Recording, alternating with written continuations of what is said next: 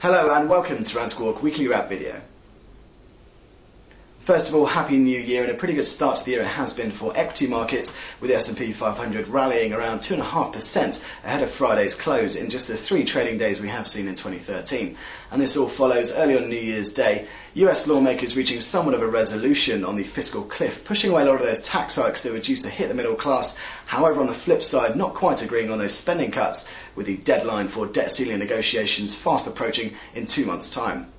And then yesterday we saw the FOMC minutes from their December meeting where they decided on that 6.5% unemployment rate target. However, the minutes did disclose the board remaining somewhat divided as to how long this wave of asset purchases would go on for, with some members seeing it concluding by the end of 2013.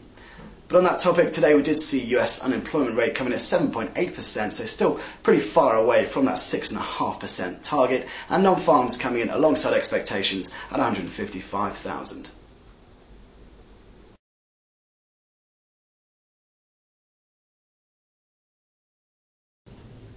But looking ahead to next week, quite a few releases to look out for. Starting off on Thursday, we have the ECB's rate decision for January, where they're expected to stand pat on their policy. And with regards to some of the bond yields we have seen throughout the Eurozone, they have been on the decline ever since the start of the new year, so not too much pressure resting on Draghi's shoulders to take further action, as his OMT promise does continue to filter its way through, reassuring sentiment towards the fixed income markets in both Spain and Italy. But also on that day we see the rate decision from the Bank of England, who are also expected to hold their rates and asset purchase target unchanged, with articles just this week suggesting that some members of the board, and indeed some of the more technical members, could be concerned about the effects on inflation of their quantitative easing programme.